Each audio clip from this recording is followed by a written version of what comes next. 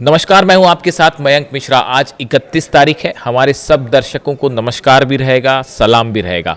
देखिए, ईरान ने पिछले 24 घंटे के अंदर अरब मुल्कों पर जो हमले किए हैं, उससे पूरा अरब अब ईरान से थर-थर कांप रहा है। और यही हाल है डोनाल्ड ट्रंप का भी। डोनाल्ड ट्रंप ईरान के सामने एक बार फिर झुक गए हैं। डोनाल्ड ट्रंप ने घुटने टेक दिए। ऐसा मैं क्यों कह रहा हूं, आपको ये एक्सप्लेन किया जाएगा। देखिए, कल 3-4 खबरें हैं। पहले जॉर्डन की बात करते हैं। कल जब जॉर्डन पर स्ट्राइक हुई सुबह, ईरान की तरफ से जब पलटवार किया गया, तभी मैंने आपको कहा था कि जॉर्डन के बेसिस पर एक बार फिर बड़ा नुकसान हो गया है। और देखिए, अब आईआरजीसी की तरफ से ईरान की तरफ से बड़ा क्लेम आ गया है। आईआरजीसी ईरान ये कह रहा है, साहब हमने 6 F-35 जेट्स आग के हवाले कर दिए हैं अमेरिका के। उसमें से 3 F-35 जेट के ऊपर मिसाइल्स गिरी हैं, वो पूरी तरह से तबाह है। और पास ही हैंगर में 3 और F-35 जेट खड़े थे, उनमें भी आग लगी है और वो डैमेज हो गए। यानी 6 F-35 जेट का नुकसान, ऐसा ईरान दावा कर रहा है। और साथ ही ये भी कह रहा है कि जॉर्डन के इजराक बेस पर जो मेंटेनेंस करने वाले लोग थे वहां पर, अमेरिका के सोल्जर्स, अमेरिका के अधिकारी, उनमें से कई की मौत का दावा भी ईरान ने किया है। यानी जॉर्डन एक बार फिर धुआं है। कल जब ये हमले हुए थे, जब खबरें आ रही थी कि हज कासिम और खैबर मिसाइल्स दागी गई हैं और जॉर्डन में ब्लास्ट हो रहे हैं, तो तमाम कई अखबार ये चला रहे थे कि जॉर्डन ये कह रहा है कि मिसाइल्स रोक दी गई। तभी हमने ये कहा था कि जरा कुछ घंटे रुक जाइए, फिर देखिए क्या होता है। हालांकि अमेरिका ने अभी भी क्लेम कुछ नहीं किया है।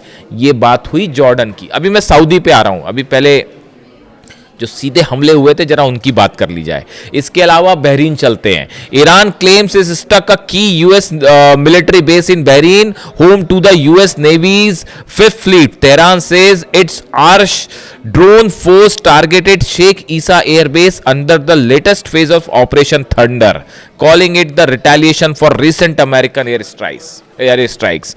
जो बहरीन का बेस है शेख ईसा एयरबेस, इसके ऊपर आरश ड्रोन से जबरदस्त स्ट्राइक्स हुई है। और बहरीन के इस 5th फ्लीट में, जहां 5th फ्लीट का दफ्तर है, बेसेस हैं, उस पर भी एक बार फिर से नुकसान की खबरें। यानी बहरीन को भी जो है जबरदस्त हमले किए गए। कुवैत की कल जो स्ट्राइक्स हुई है, जिसमें एक चाइना की कंपनी पर भी हमला हो गया, और वो एक जो है वो मिसाइल अटैक चाइना की कंपनी पर भी हो गया, वो भी एक खबर थी। कुवैत में जो स्ट्राइक्स हुई है वो काफ़ी अंदर तक हुई है, मतलब डीप इनसाइड कुवैत। तो ये भी एक बार बता रहा है कि वो जो मिसाइल कुवैत में तमाम डिफेंस सिस्टम लगे हुए हैं अमेरिका के, वो रोकने में एक बार फिर नाकाम रहे और पेट्रियाट जो है वो धरा का धरा रह गया। और ईरान की मिसाइल्स ने वो मारा है साहब कुवैत में कि कुवैत में भी अच्छा खासा नुकसान, कुवैत की बेसिस पर नुकसान का दावा कर रहा है ईरान। ये कह रहा है कि कुवैत में जो अमेरिका की बेसिस हैं, उसको हमने जो टारगेट किया, वहां असली नुकसान हुआ है। अब ये खबरें बाहर नहीं आ पा रही हैं। जितने अरब देशों में सब तरफ जो है वो खबरें बाहर, उसकी पिक्चर बनाने पर रोक लगा दी गई। यहां तक कि सेंटकॉम ने भी रोक लगा दी है कि हॉर्मूज में जो ईरान मार रहा है उसकी पिक्चरें रिलीज ना की जाए। तो अब वो बचाने की कोशिश कर रहे हैं, लेकिन साहब खबर आई जाती है। सऊदी की बात करें, देखिए मैंने आपको परसों रात को बताया था, कल नहीं परसों रात को बताया था कि सऊदी में अटैक हो गए हैं और सऊदी में एयरपोर्ट जो है उसके आसपास धमाके की खबरें हैं। और देखिए अल्टीमेटली वो बात सच साबित हुई। एक सऊदी से एक भाई साहब हैं, उनका मैसेज आया मेरे पास कि मयंक जी 4 धमाके हो गए हैं एयरपोर्ट के आसपास और उसको बंद कर दिया गया है। तो जब खबरें, इसीलिए खबरें कई बार सटीक साबित हो जाती है, क्योंकि खबरें पहुंचाने वाले भी आप ही लोग हैं। जब कतर पे हमला होता है तो वहाँ से तुरंत मैसेज आ जाते हैं। वहाँ पे जैसी धमाके की आवाज़ आती है तो मोबाइल पे तुरंत मैसेज आता है कि मयंक जी धमाके हो गए, हमला हो गया है। तो इसलिए अपना इनपुट जो है ना, वो ग्राउंड, उसके लिए किसी अमेरिका की एजेंसी का वेट करने की ज़रूरत नहीं है, ना ही किसी अरब देश की एजेंसी का वेट करने की ज़रूरत है, ना किसी के दावे की ज़रूरत है। तो यही मेरी सबसे बड़ी स्ट्रेंथ है कि जो है मेरे पास सीधे मैसेज आते हैं। कतर से मैसेज आता है, साहब मैं कतर में हूँ, देखिए धमाके की खबरें आ रही है। मैं सऊदी में हूँ एयरपोर्ट के पास। तो आप लोगों का बहुत बहुत शुक्रिया, इसीलिए खबरें सटीक साबित होती हैं। अब चलते हैं सऊदी। देखिए सऊदी में बहुत बड़ा डेवलपमेंट है, बहुत बड़ा डेवलपमेंट। सऊदी पर जो हमले हुए, हुती ने भी हमले किए, ईरान की तरफ से भी। अब देखिए क्लेम तो कोई कुछ नहीं कर रहा, लेकिन वो 4 ड्रोन कहाँ से आए वो आप भी समझ सकते हैं। उसके बाद हालात ये है कि मोहम्मद बिन सलमान ने अपने डिफेंस मिनिस्टर को भेजा अमेरिका, और वहाँ पे जाके बात ये हुई है, पूरा देखिए सऊदी का तेल रोक दिया गया है। अरब लाल सागर में बाब अल मंदेब बंद है। उसके बाद सऊदी के पूरे पोर्ट्स भी खाली पड़े हुए हैं, सऊदी अपना तेल कहीं नहीं बेच पा रहा। अब वो मोहम्मद बिन सलमान इस डर में है, इस खौफ में है, बताया जा रहा है सऊदी अरब इस खौफ में है कि कहीं हम किसी लंबी लड़ाई में ना फंस जाएं। लंबी लड़ाई में फंसने का मतलब है जब अमेरिका को धो धो के पीट रहा है ईरान, तो इनका क्या होगा जरा अंदाज लगाइए। तो मोहम्मद बिन सलमान की तरफ से एक नया प्रस्ताव आ गया है कि मुस्लिम और अरब देशों के और तमाम दुनिया के मुल्क मिलकर एक फोर्स बनाए जो कि समंदर में जहाज़ों की, ऑयल टैंकर्स की रक्षा करेंगी। अब 14 मुस्लिम देश जिसके लिए राजी भी हो गए, वो तमाम देश हैं, उसमें जॉर्डन भी है, कुवैत भी है और इजिप्ट भी है, तमाम देश, सऊदी है, तमाम 14 देश जो है उसके लिए राजी हो गए। अमेरिका भी उस पर शामिल हो गया और भी शायद कुछ शामिल हो जाएं। तो अब ये 14 देशों की एक फोर्स मिलेगी जो मिल के लाल सागर में टैंकर की रक्षा करेगी। और अभी प्लान लाल सागर तक का, फिर अल्टीमेटली वो हॉर्मुज भी आ जाएगा। यानी आप प्लान देख रहे हो अमेरिका का कि इन मुस्लिम, देखिए प्लान बड़ा एक सूत्री चल रहा है। अगर आप पिछले 7-8 दिन के डेवलपमेंट देखें, सऊदी की जंग में एंट्री हो जाना, उसके बाद जो है वो धीरे से मामले को इस तरह से रुख देना कि जो है मुस्लिम देशों को एकजुट करने की कोशिश है। असल में ये ईरान के खिलाफ जो कहानी है वो ये, देखिए ये बात साफ है कि अमेरिका अकेले मिलके तो ईरान का कुछ नहीं बिगाड़ सकता, और बहुत ही मुंह की खा रहा है अमेरिका। ये जो F-35 जलने के दावे हैं, सोल्जर्स मरने के दावे हैं, यानी आप इससे बड़ी अमेरिका की हार कोई नहीं हो सकती। और डोनाल्ड ट्रंप का विरोध अमेरिका में खुद शुरू हो गया कि आप कर क्या रहे हो, विदेश नीति में आप कुछ नहीं कर पाए, अब्बास अराक्ची अकेले ठोक रहे हैं साहब। बताइए, सब पूरी रिजिम जो है वो हमले कर करके आपने इन पे हमला, उन पे हमला, अब्बास अराक्ची अकेले भारी पड़ रहे हैं सब पे। और मुस्तफा खामेनी और वो जो है वो अपनी पॉलिसी पे जो है वो भारी पड़ रहे हैं, झुकने को तैयार नहीं, झुकने का कोई सवाल ही नहीं है। और अहमद वाहिदी साहब की जो रणनीति है उस पर चल के अब ईरान भारी पड़ गया है सब पर। यानी आप देखिए, कोशिश हो रही कि 14 देशों को, मुस्लिम देशों को और बाकी भी जो इसमें शामिल हो जाएं, उनको ईरान के खिलाफ कर दिया जाए और एक ऐसा रुख रख लिया जाए कि सब एकजुट हैं ईरान के खिलाफ। इजराइल को भी उसमें शामिल कर लीजिए। उसके बाद भी पूरा अरब एक तरफ है, अमेरिका साथ में है, इजराइल साथ में है, यूरोपीय देश शामिल हैं, सब मिलके भी ईरान का कुछ नहीं बिगाड़ पा रहे और ईरान भारी पड़ रहा है। जिस स्तर पर देख लीजिए आप, जॉर्डन पिट रहा है, कुवैत पिट रहा है, बहरीन पिट रहा है, इराक में जो अमेरिकन बेसिस है वो तबाह है, सऊदी पर हमले हैं, यूएई पे भी बीच बीच में जो है स्ट्राइक हो जाती है, वो अलग हमले दे रहा है। ये सब अरब देश मिलके ईरान का कुछ नहीं बिगाड़ पा रहे। ईरान अकेला इन सब अरब मुल्कों पर भारी पड़ रहा है साहब। और हकीकत ये, कल मेरे पास ईरान से एक मैसेज आया, ईरान के एक भाई साहब का कल मेरे पास मैसेज आया, बोले ये सऊदी ने जो करबला के ज़ायरीन पर हमला किया है ना मयंक भाई, इसको लेकर इतना गुस्सा है, ये माफ़ नहीं करेगा ईरान कभी इसको लेकर। इमाम हुसैन साहब जो है आदर्श हैं करोड़ों लोगों के और बेहद सम्मानीय। उनके दर्शनों को जो ज़ायरीन जा रहे हैं, इमाम हुसैन साहब की दरगाह पर जो दर्शनों के लिए जा रहे हैं, उन पर सऊदी मिसाइल मारता है, उस पर एयरजेट से हमले होते हैं कि आपको पता नहीं था आप किस पर हमले कर रहे हो। इसको लेकर भयंकर गुस्सा है साहब। हिंदुस्तान में गुस्सा है, मैं हिंदुस्तान में बात कर रहा हूं, लोग गुस्से से जो है उबल रहे हैं कि आपको इतनी शर्म नहीं थी कि आपने जो है वहां के ज़ायरीन पर हमला कर दिया। और लेकिन आप देखिए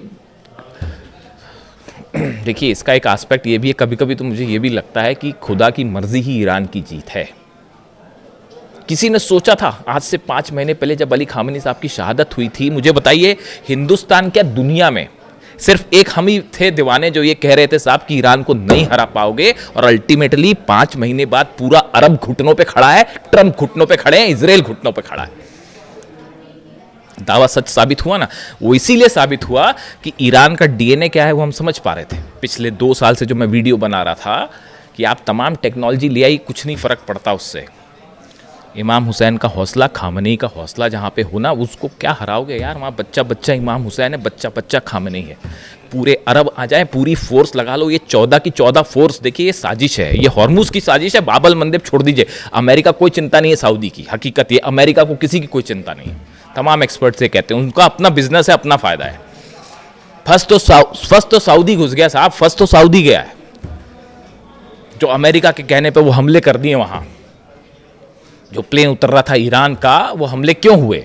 तमाम दुनिया के एक्सपर्ट्स ये राय रखते हैं कि वो अमेरिका के बहकावे में आके हमला हो गया और सऊदी की ज़बरदस्ती एंट्री हो गई। अरे जब आपको लड़ने की, भाई लड़ना आसान काम नहीं है ना, तो लड़ना आसान काम नहीं, और खासकर ईरान से। तो जब आपकी लड़ने वाली हिम्मत नहीं थी, हौसला नहीं था, लंबी जंग आप करने को राजी नहीं हो, तो फिर क्या फ़ायदा था वहाँ पे हमला करने का? यमन में क्या ज़रूरत थी इस जंग में कूदने की? आप देख लो हाल क्या है। और वो भी अभी भी जो है ईरान, देखिए अभी भी वो जॉर्डन के लोगों का शुक्रिया अदा कर रहा है, वो अभी भी कुवैत में लोगों का शुक्रिया अदा कर रहा है। और ईरान ये कह रहा है भाई हमारी जॉर्डन के लोगों से कोई दुश्मनी नहीं है, ना कुवैत के लोगों से दुश्मनी है, ना बहरीन के लोगों से दुश्मनी है, ना सऊदी के लोगों से दुश्मनी है। दुश्मनी है अमेरिका की फोर्सेस से, जिनको आपने अपने बेसिस दे रखे हैं। अभी तो हमले ईरान ने किए ही नहीं किसी सार्वजनिक स्थल पे। आप बताइए, कल जो केशम आइलैंड पर हमले हुए, बंदर अब्बास पे हमले हुए, पब्लिक प्रॉपर्टीज पर हमले हुए, आम लोगों को मारा गया वहां पर। ईरान ने मारा आम लोगों को? नहीं मारा। यूएस बेसिस को निशाना बनाया गया है सब जगह। और अगर वो खुले हमें हमला करने लगे तो फिर क्या होगा? फिर देखिए क्या होगा, बचा पाओगे? तो अब हालात ये है कि अरब चल रहा है, ट्रंप जो है वो, उनको समझ नहीं आ रहा है क्या किया जाए। अब एक नया खेल शुरू हो गया है। आप देखिए खबरों में आज, अखबारों का रुख देखिए, वो हमास को डिसआर्म करेंगे और गजा में डील होने वाली है। ये एक नया तरीका था, ये एक नया तरीका है कि जो फोकस इस तरफ से हट जाए कि अरब जो है वो पिट रहा है, ट्रंप जो है वो हार रहे हैं और बुरी तरह से अमेरिका के बेसिस को नुकसान हो रहा है। अभी फोकस इसी तरफ रहता। कल रात को हमला क्यों नहीं किया अमेरिका ने? इसीलिए हमला नहीं किया, फिर मारेगा वो, फिर खबरें चलेंगी सब तरफ। डोनाल्ड ट्रंप का इलेक्शन तो खतरे में साहब, वो तो मेरे मुताबिक तो खतरे में। अब पता नहीं अब आपकी क्या राय है और लोगों की क्या राय है। तो अब देखिए वो फोकस को जानबूझ के गाजा किया गया, हमास किया गया कि हमास डिसआर्म हो रहा है, हमास के साथ डील हो रही है। तो अचानक से मीडिया हमास गया। भैया जॉर्डन में जो ठोका उसका इन्वेस्टिगेशन क्यों नहीं करते? बहरीन में जो ठोका उसका इन्वेस्टिगेशन करिए, कुवैत में जो ठोका उसका इन्वेस्टिगेशन करिए। मोहम्मद बिन सलमान और सऊदी क्यों कह रहे हैं कि भैया बचाओ बचाओ, ईरान से बचाओ, एस्केलेशन मत करो? हकीकत ये है। तो ऐसा है, अब मिडिल ईस्ट का ही नहीं पूरे रीजन का नया किंग है ईरान। आप मानो चाहे ना मानो।